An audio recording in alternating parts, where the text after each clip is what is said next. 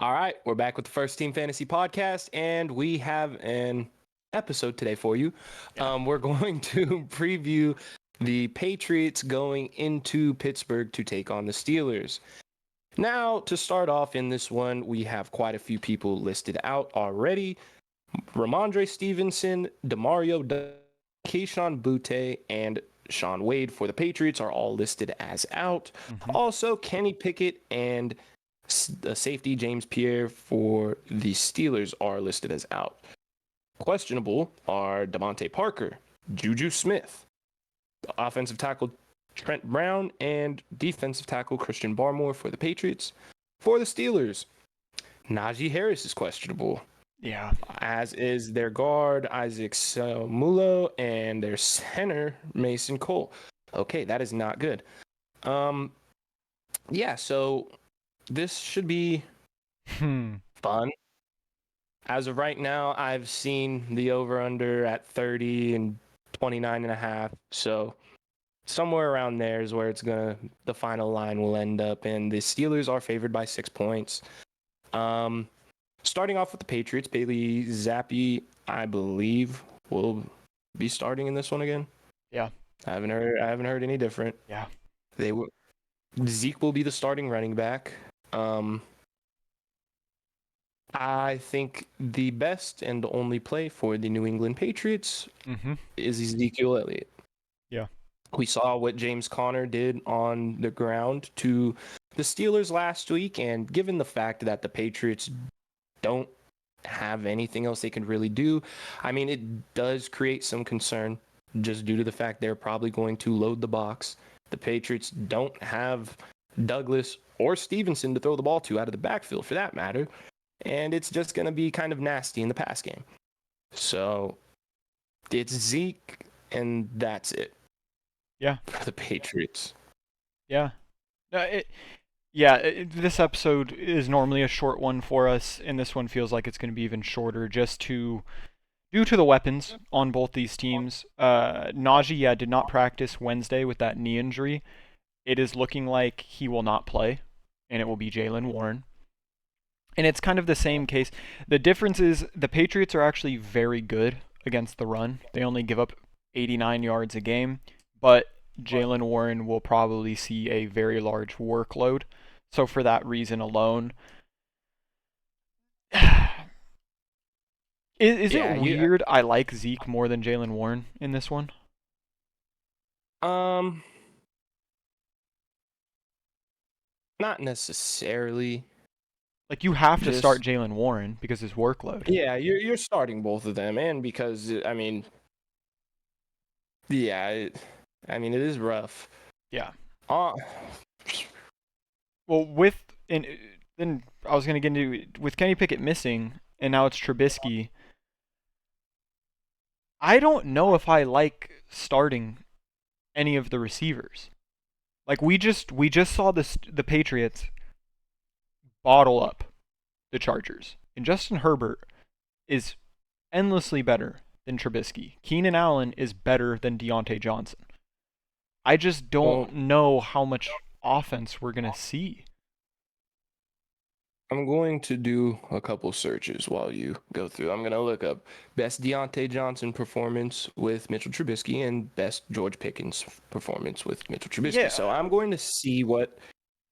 It's one of those things where it's scary because of the defenses and the lack of offense in this game that's expected, and rightfully so.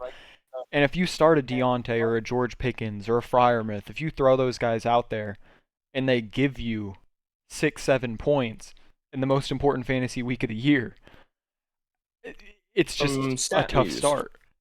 Deontay Johnson has 72 catches for 767 yards and has scored 2 touchdowns in 14 games with Mitch Trubisky in his career. So 14 and 72, he's averaging less than 5 a game? 72 divided by 14, 5. He's averaging 5 catches a game. 2 touchdowns in 7 games. It's just a dangerous... Has 56 catches for 977 yards and has scored 3 touchdowns in 17 games with Mitch Trubisky in his career. 17 games? Said 56 catches? 56 catches, 977 yards. That's three Divided by catches, 17. 3.3 catches a game. That's also grotesque. It's just not good. Our only two teams we're missing this week on bye is the Cardinals and the Commanders. So your receivers you're so missing. he's averaging 3.3 catches for 57 yards. Yeah. That's Trubisky. like 8.7. And the receivers we're missing this week are Scary Terry, Dotson, Curtis Samuel, and then Hollywood. Who just goosed us last week. Exactly. So I just feel like you shouldn't be in a situation where you have to start these guys. If you are, then it's kind of just may the luck be in your favor. But if I can stay away from Deontay and George Pickens this week, I just have to. I like starting both these defenses. That's the crazy part. My favorite start this week is the Pittsburgh Steelers defense. Yeah. Absolutely. Mm-hmm. We saw what the Chargers defense did. And while Khalil Mack has been having, in this part of his career, probably the best year, well, I think we can both agree with that. Yeah. They're about to go up against none other than TJ Watt. Mm-hmm. So, yeah. I like that. And Minkah Fitzpatrick is back. So, yeah. That also... And Mondre's not there. So you're really relying, like Zeke. Zeke still has a little bit in the tank, but he's for sure lost steps. And he's been dealing with a thigh injury that he's been nursing. He ended up having to have a big workload, but now it's a short week. He's an older running back. That has a lot of wear on those tires. And he's going to have to do it all. If we have another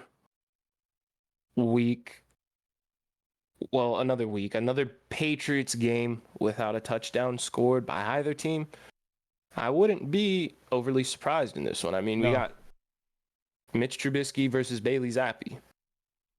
Prime time. Gosh. How do they not... Whatever. How do they think, even at the beginning of the season, with Mac Jones and Kenny Pickett, this is a good... I get the Steelers and Patriots, historically, like, these are very big names in the NFL, but currently, come on, man. There's got to be better football to throw prime time. Well, this is their deal with Amazon, right? Yeah. They said, Amazon, we'll give you the Steelers Patriots. That's what we got for you. But yeah, I am avoiding. It's kind of the same case. I don't mind either of these defenses. Obviously, like the Steelers defense more. But yeah, Zeke and Jalen Warren, if Najee does not play, their workload is going to be massive. It just has to be. Yeah, and unfortunately, they are very tough plays because the Patriots don't have anything. The Steelers, I mean, look to last week against Arizona. They had Kenny Pickett for a large amount of that game. They had Najee Harris for the whole game. They weren't able to get in from the one against the Cardinals. The Patriots' defense over the last 4 weeks, I believe, has given up the fewest amount of points in the NFL. Granted, they've lost all 4 games, but that doesn't matter for fantasy football at all. They've given up the fewest points in the league and haven't won in the past 4. That's unbelievable. I mean, that's unbelievable. It is, but it's Bill Belichick. Yeah. We know that he is going to shut down whatever you do best. I don't know that the Steelers really have anything that they do best, especially with Mitchell Trubisky under center, but I'd imagine they're going to try to stop that or shut down the run and make Trubisky throw the ball. Yeah. So it'll be interesting in not the most exciting way. No. And again, just to close it out. That's interesting. In a lot of teams' final fantasy week of the season before playoffs, throwing too many marbles into this game, which very well, like Schiff mentioned, might not even have a touchdown. It's definitely going to be a low-scoring game, is just a risky play that I don't think we should take with the season on the line. But this one's going to be interesting. We have a different version of our start sits. I went online and saw people that were having questions on, who to start at tight end this week, what quarterback, who should I throw at my flex. All of these are for full PPR formats. So I'm just going to go ahead and ring a couple off. Schiff will give his opinion. I'll touch on it if I agree, disagree. We'll see why. But yeah, to kick it off, Schiff, Taysom Hill against the Panthers at home, or Dallas Goedert returning from that forearm fracture at Dallas. I think I like Taysom Hill. Just with Rashid Shaheed is questionable. Michael Thomas is still going to be out. Mm-hmm. And I think even regardless of that, with Derek Carr not playing in this game, which is the likely outcome, Taysom Hill is going to be getting probably a decent amount of snaps at Wildcat, which offers rushing volume, which you do not get from a tight end.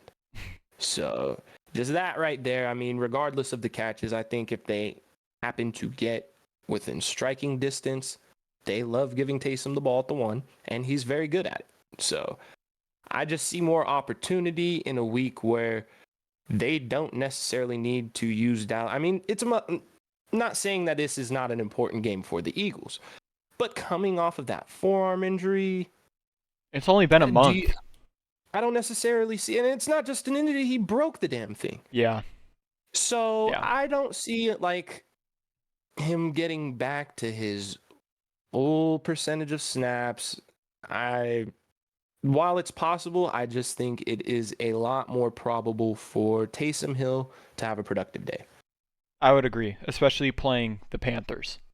The Saints will have scoring opportunities. Okay, we'll go to some quarterbacks. CJ Stroud at the Jets, or Justin Fields at home against the Lions? No Tank Dell.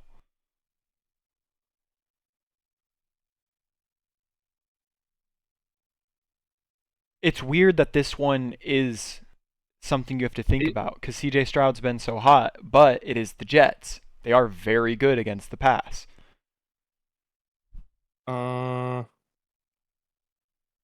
What was the other option? Justin Fields at home against the Lions. I'm going to go with Justin Fields. We saw in the last time they played the Lions, he went absolutely crazy. Mm-hmm. He is 100% going to have the most rushing volume on that team. Yep. And yeah, I'm not really scared of the Lions defense. The Jets, on the other hand, that is rough. And why I said, it's kind of like we're full steam ahead with CJ Stroud. If you happen to have that option where you have both of these guys, I'd prefer to go Justin Fields this week. No, and I'd agree with that. It's without Tank, that is a big hit. And yeah, Justin Fields' upside. We haven't even seen it this season, but I feel like we're hitting a stretch of games where we're due for some 40, 50-yard Justin Field run. He had that span last season of like 8 games where he was just torching, like 100-plus rush yards a game. I'm not saying that's going to happen, but it's very well within Justin Fields' arsenal. So yeah, his rushing upside is huge. This one may be a little easier, but it actually had a lot of attention, so I said, screw it, I'll throw it down. Saquon Barkley at home against the Packers, or Austin Eckler at home against the Broncos?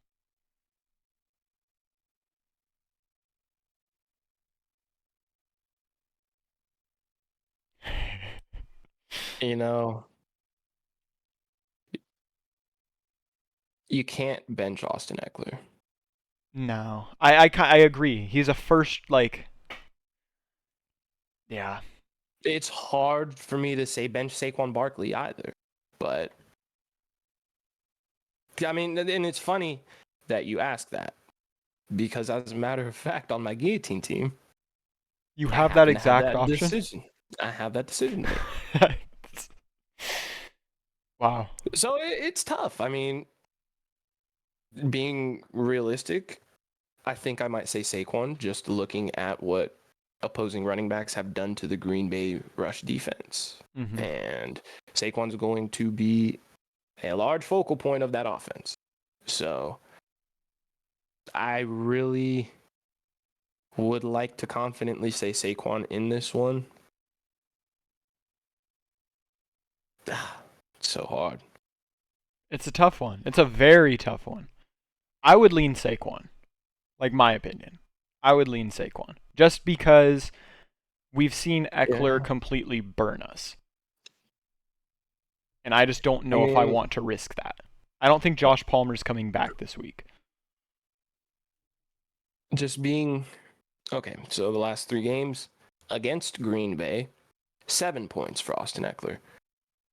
Baltimore, 9.4 points, a little better.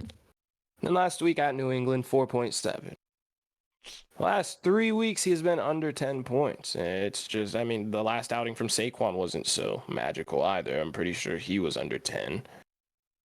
Yeah, I mean, there's just been more consistency from Saquon at the very least. Yeah. Like 13.8, 18.8, 15.8, 14.3, 7.1, then the 30-point game, and then 6.2. Yeah. He's shown a little bit of a higher floor, to say. Yeah, I'd say. You know? I'd say. So. Well, just because there is no Keenan Allen there to Exactly. draw 10-plus targets a game. Mm-hmm. So, yeah. Okay. This one I feel like is a pretty easy answer, but again, it did have a lot of activity on it. Rachaad White at the Falcons, and this is a flex play, Rachaad White at the Falcons or Jalen Waddle at home against the Titans. White. Yeah, that's what Yeah. Okay. You just cannot bench him at this point. If you're benching Rachaad White, that is a mistake. Yeah, he's like the fifth. We talked about regardless of the efficiency, he's getting targets out of the backfield every single week, and he's getting all of the volume. So you cannot bench Rachaad White. Yeah. I actually have one for you. Going to the tight end position, would you start Dalton Kincaid at Kansas City or David Njoku? I believe, hold on. I don't know if he's at home or not. Okay, no, playing in Jacksonville. You know, I know Njoku's been getting crazy volume. I want to say Kincaid. I'm trying to find him. Kincaid, what? I mean, ever since he took over for Dawson Knox, 15, 17, 16, 16, 10, and 8. Now listen to David Njoku's stretch from week 7 to week 12. I know. Go ahead. 10.4, 17.7, 12.6, 11.8, 12.6, 11.9. Last week we talked about it. With Joe Flacco. The tight ends got the targets, but unfortunately it was Harrison Bryant. So he ended up with 3.7. Oh, that's a tough one. That is tough because they've both been on pretty great runs. And it just comes down to, do you want DTR with Njoku in or at home against Jacksonville? CJ or Beathard. Do you want...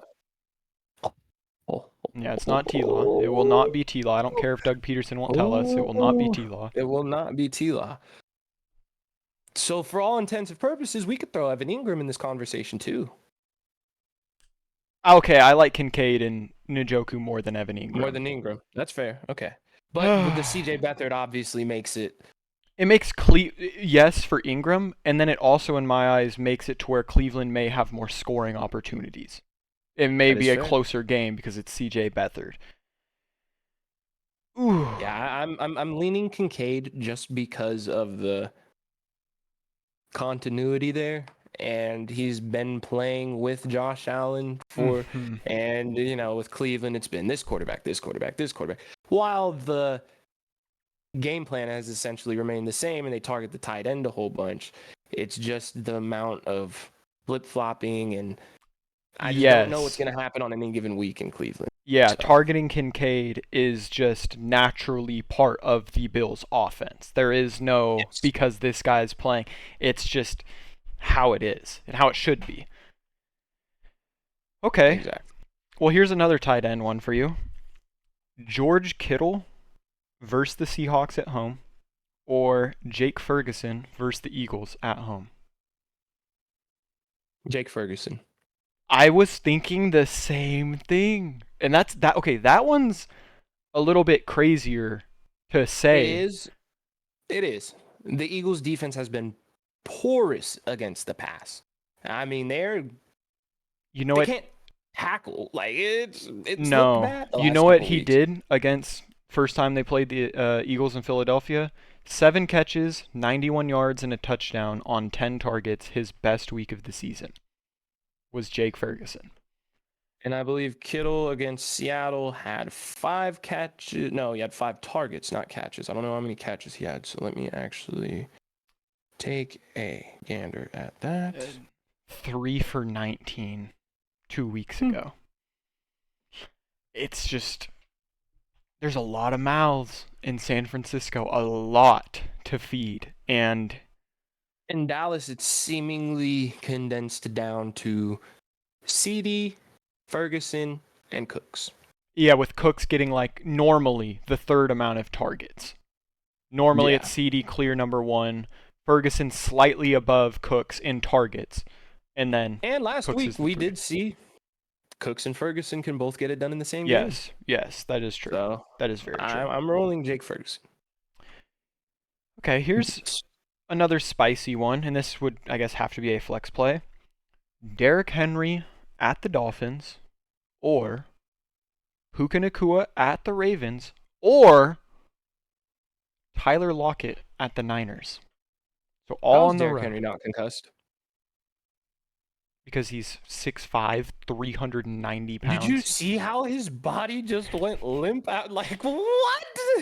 No way! Yeah. There's no way! That's what happens when you're that big, dude. It takes a lot. It takes a lot.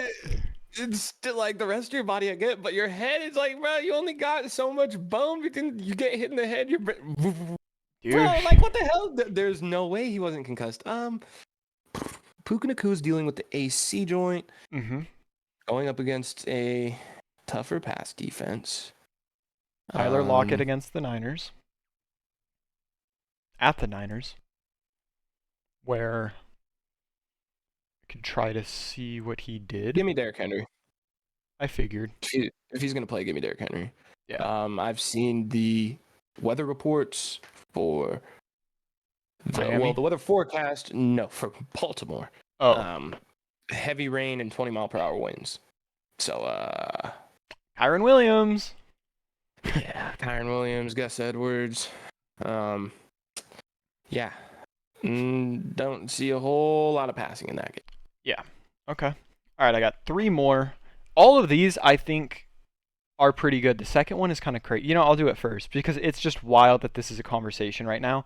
But Zeke at the Steelers or Cooper Kupp at the Ravens.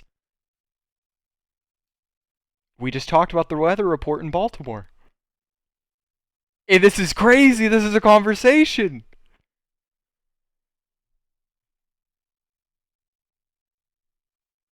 Cooper Kupp.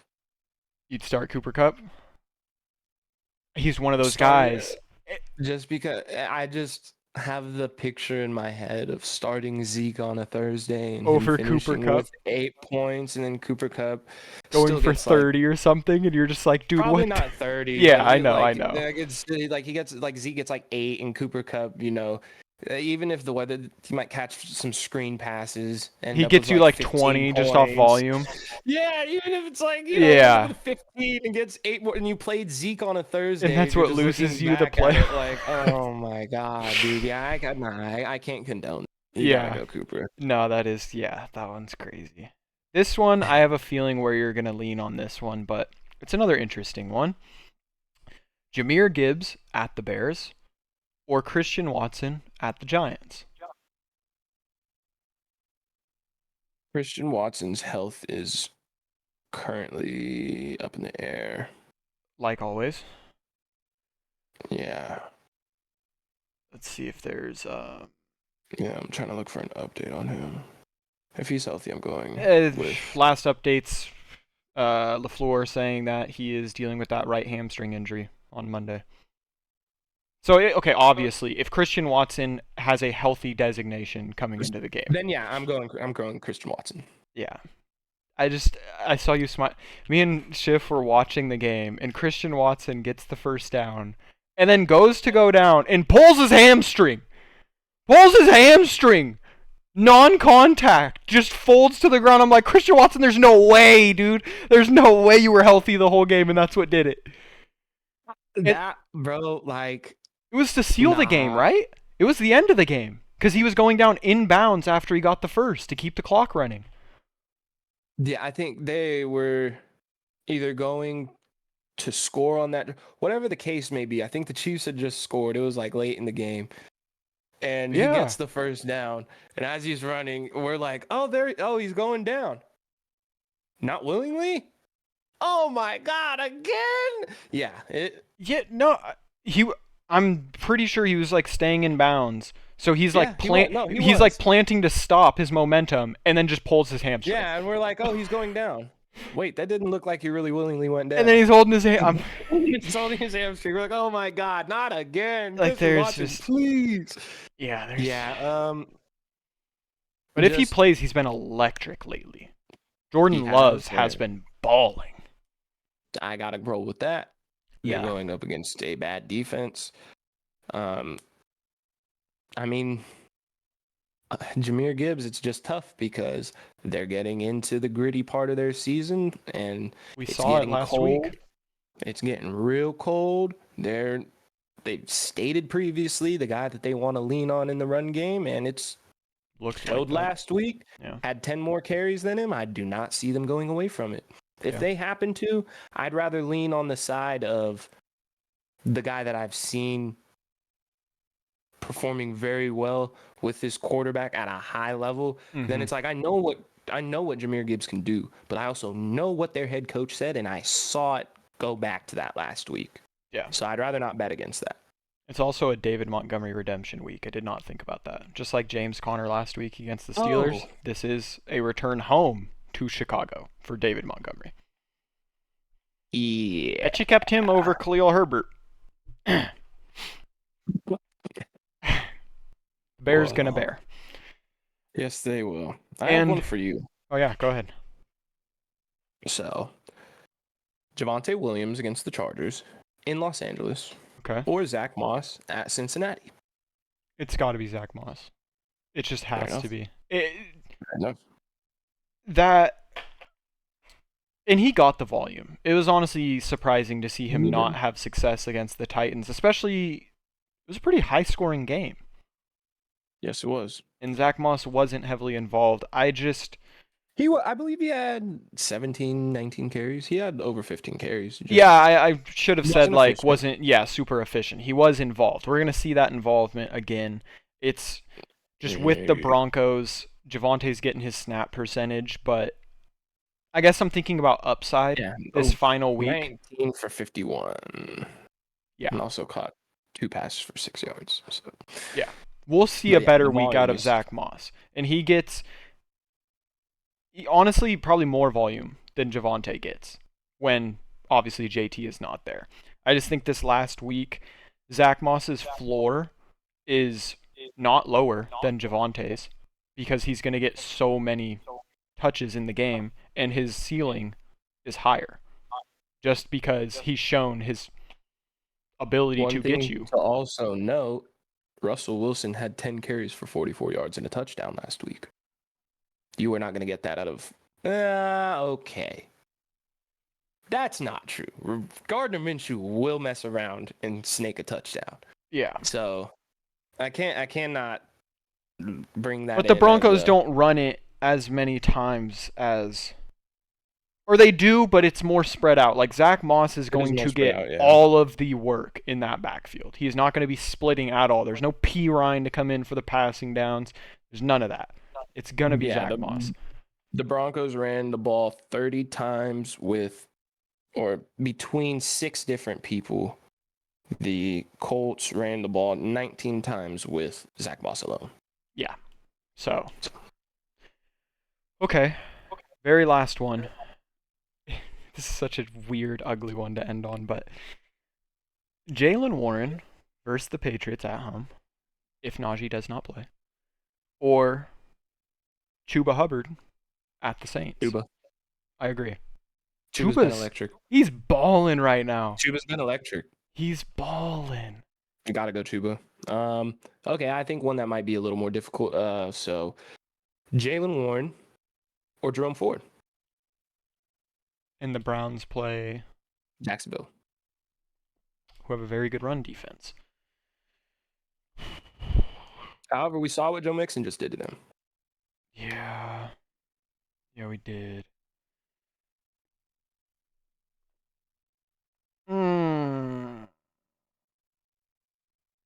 If Najee does not play, Jalen Warren. Jalen Warren. Yeah. That's fair. There's no Kareem Hunt. All right. Yeah. Well, guys, hopefully our starts and sits today, we did it a little bit differently, but hopefully it gave you a little insight. And like we said, this is a very important stretch of the season. So good luck to all of you. Hopefully you're not dealing with injuries. Hopefully you're not one of the guys who had Christian Kirk or Trevor Lawrence, so on and so forth. If you do, I am devastated for you. But yeah, like I said, good luck to everybody from this point on for the rest of the season. We will be back on Friday with our Thursday night recap, as well as our previews for the rest of the week. So stay tuned for that. Thank you for all the support that you guys always give. Couldn't keep going without it. And Derek, go ahead and take it away. Come back Friday, take more ups with the first team. Yes, sir.